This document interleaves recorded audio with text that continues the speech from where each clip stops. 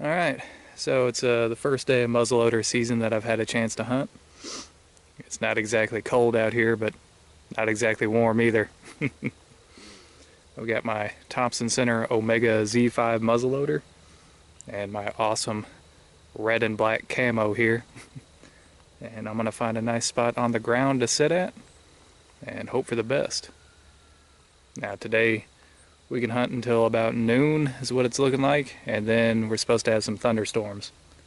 So we're hoping to beat that. Stay tuned.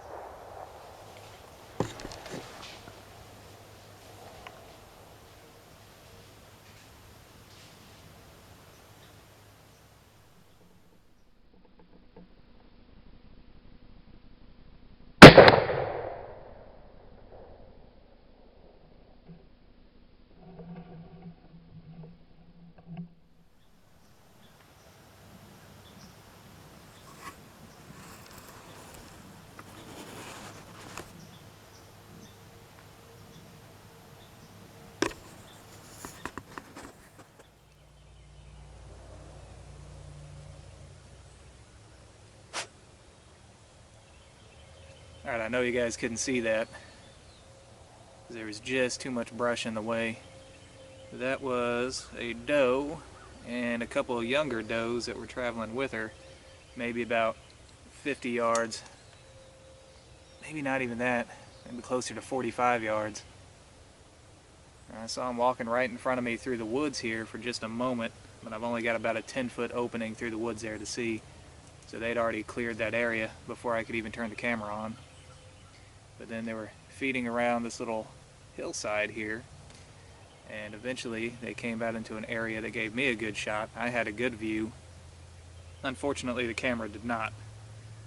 So I was really trying to pick out the oldest doe, but they were walking all around each other, and it's kind of tough to pinpoint which one was which after a minute, but I decided I'd be happy with any of them.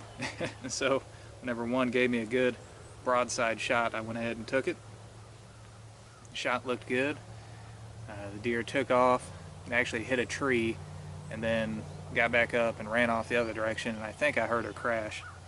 So she shouldn't be too far away. As I was sitting here trying to reload my Thompson Center Omega here, another doe walked up to my left and caught the movement and then took off. And then whenever I was walking up here to this spot this morning, there was another doe that was standing right out in the middle of the trail, and had it been light enough I could have had a shot at her too. So the deer out here moving today. They're trying to beat this storm that's coming in. I've taken this time to pull my muzzleloader apart here and give it a good strip down cleaning while I can before I go track this deer. Give her plenty of time to die in peace.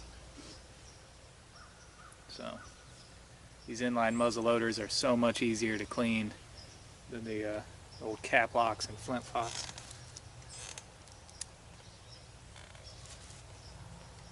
So looks like we should be good here.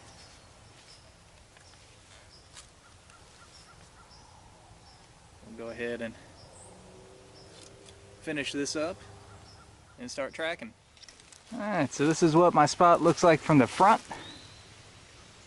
You notice it looks a little trashy here. I got some buckets and things like that. This is where I plant a lot of things. And if you're starting seeds or growing something from cuttings, you don't want to put it in direct sunlight, so I always put it under the shade of these trees here. If I turn around here, you can see some of the trees that I planted. And these are apple trees. Most of these are Granny Smith apples. This one here is, and you might be able to see a few apples. Yeah. You can see a few apples up there. I kind of thought that the apples would fall, but maybe just because this is the first year they've borne any fruit, maybe they don't fall the first year. Not sure. This one here didn't have any on it. This one over here had a few. You see a lot of the apples are just shriveling up there. There you can see one big one right there. But yeah, this is the first year they've had any fruit. This is a Granny Smith. This one right here next to me is a Red Delicious apple tree, so is that one over there. This one down here is actually a Doggo crab apple, and it's a new addition, as you can see. I've got another crab apple down here on the other end. I have these as pollinators. This one over here is actually an ornamental crabapple tree, but it still works to pollinate. It's completely bare right now, except for just a few little tiny crab apples on there. And my one oddball tree in this spot here is this one. This is a Arkansas black apple tree. But yeah, I'm hoping one of these days, whenever these trees mature, that this is going to be a good little hunting spot here. I hope. This is the same area that I put that salt at throughout the summertime. She was just inside the wood line here, and should be able to see some blood here in a second.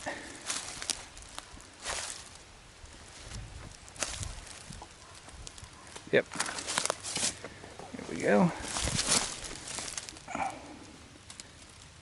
The ants are already on it. There you go. There's some pink in there. A good lung hit. Yeah, you can definitely see a lot of pink down there. Alright. Here we go. Here's some more. Whenever you see that frothy pink blood with bubbles in it, you know you got a good lung hit. So got more blood here. Whole lot right there. More and more, you can see it goes from here all the way to here. Yeah, look at all the bubbles in that one. A little bit on this tree right here. So she's bleeding out both sides. Very easy to see this blood. Okay. Some more.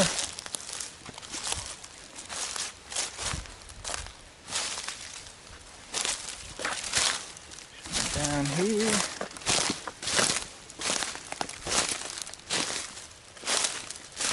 I see more down here. There's tons of it. It was a heck of a hit.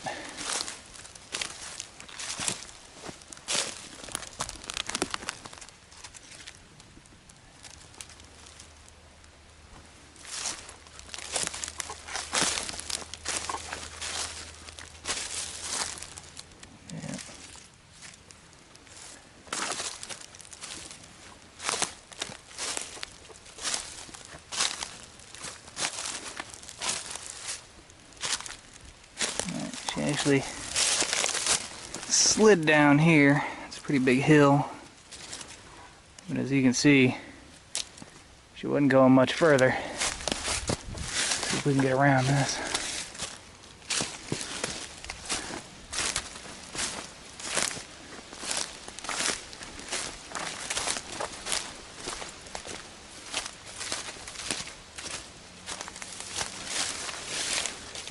And there she is.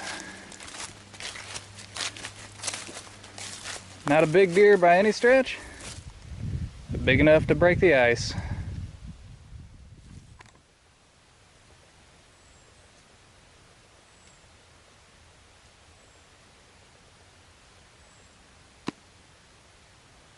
Alright, now the work begins.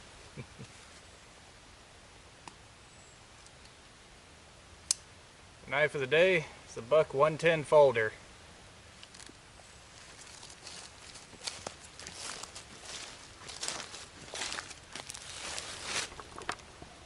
Absolutely classic hunting knife. Alright, so now all the messy work is done with. Just got to get her back to the house.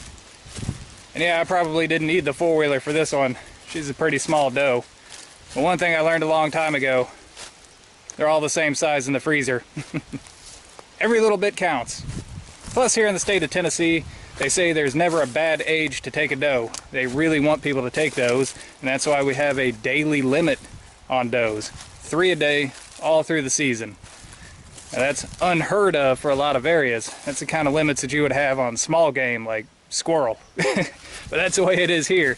So big doe, little doe, doesn't make a difference. And we just barely beat this rain out here. Looks like it's gonna start any minute. So that means that is all the time that I have for today. I hope you enjoyed it. And until next time, thumbs up.